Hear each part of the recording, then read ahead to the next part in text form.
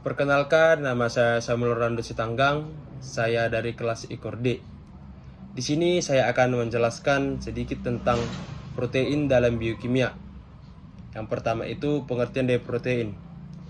Protein adalah molekul besar yang ditemukan di setiap sel-sel tubuh. Protein juga termasuk dalam zat gizi makro. Zat gizi ini penting untuk menjaga bentuk, fungsi, dan cara kerja jaringan dan organ tubuh. Di dalam tubuh manusia memiliki kadar protein yang cukup besar, yakni sebesar 15,1% dari seluruh berat badan. Protein tersusun atau ratusan atau ribuan senyawa kecil yang disebut dengan asam amino. Ada 20 jenis asam amino yang saling mengikat untuk membuat protein di dalam tubuh. Selain itu, asam amino juga terdiri dari dua bagian, yaitu non-esensial dan esensial. Contoh asam amino non-esensial yaitu alanin, asparagin, glutamate, dan glutamin. Dan yang termasuk ke dalam asam amino esensial yaitu leusin, lisin, metionin, treonin, triptofan, dan valin.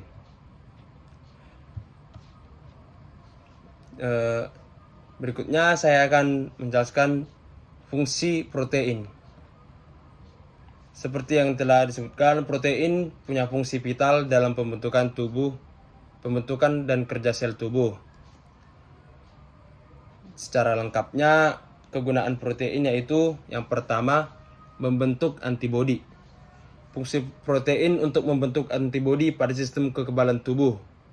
Antibodi berperan untuk melawan benda-benda asing seperti virus dan bakteri. Jadi, risiko terkena penyakit dan infeksi pun akan berkurang.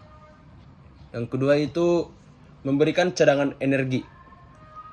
Fungsi protein juga bisa memberikan cadangan energi bagi tubuh yang menggantikan karbohidrat dan lemak.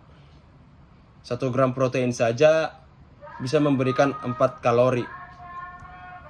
Protein merupakan cadangan energi terakhir yang akan dibakar oleh tubuh. Dan tubuh akan menggunakan protein bila sedang tidak mendapatkan asupan karbohidrat. Yang ketiga itu menyusun dan memperbaiki jaringan tubuh. Tubuh memerlukan protein sebagai bahan dasar penyusun jaringan dan berbagai bagian tubuh seperti tulang, kulit, otot, rambut, hingga kuku. Agar jaringan tubuh tetap berfungsi, tubuh harus rutin memecah protein yang lama dan menggantinya dengan yang baru. Selanjutnya yang keempat yaitu membentuk hemoglobin dan plasma darah. Fungsi protein berguna juga untuk pembentukan hemoglobin yang penting untuk mengikat oksigen dan mengedarkannya ke setiap jaringan tubuh. Meskipun begitu, hemoglobin hanya bisa terbentuk bila protein bergabung dengan zat besi heme.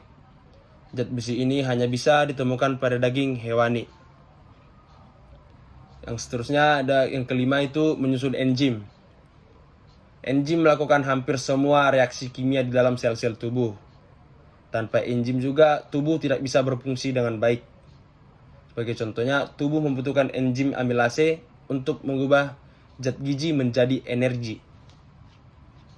Yang keenam itu membentuk hormon. Jika kita mengonsumsi sumber protein, itu juga dapat menyusun hormon dalam tubuh.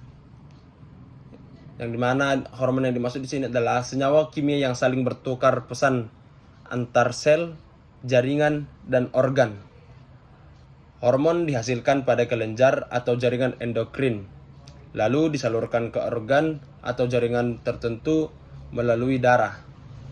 Sebagai contohnya yaitu hormon insulin memberikan pesan ke sel-sel tubuh agar menyerap gula ke dalam sel otot dan liver.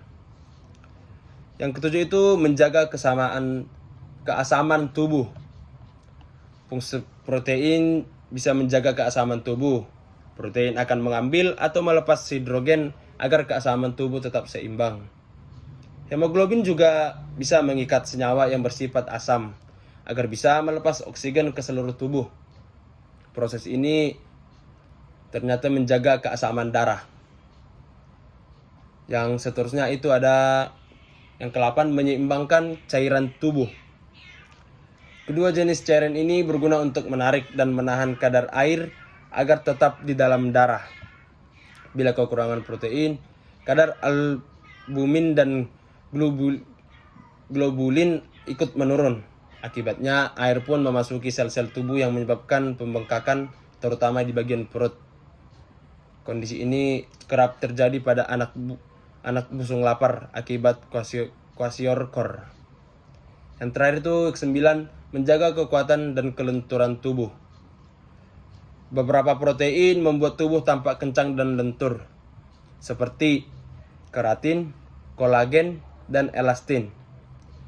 Kolagen berguna untuk menjaga kekencangan dan kepadatan tulang, tendon, ligamen, dan otot. Ya, elastin membantu menjaga kelenturan tubuh sehingga dapat bergerak dan merentang lebih leluasa. Keratin itu menyusun dan menjaga kekuatan kuku, rambut, dan kulit. Dan selanjutnya itu ada macam-macam dari protein. Berdasarkan banyaknya asam amino yang dapat dibedakan menjadi 3. Yang pertama itu peptida. Peptida terdiri dari 2-10 asam amino. Yang kedua itu polipeptida. Polipeptida terdiri dari 10-100 asam amino. Dan akan disebut protein jika sudah melebihi dari 100 asam amino. Dan ada juga beberapa jenis protein antara lain glikoprotein, yang dimana glikoprotein ini adalah gabungan glukosa dengan protein. Yang kedua itu ada lipoprotein. Lipoprotein ini gabungan dari lipid dan protein. Baiklah, sekian penjelasan protein dalam biokimia yang dapat saya jelaskan. Jika ada kesalahan kata atau pengucapan, mohon dimaafkan. Sekian dan terima kasih.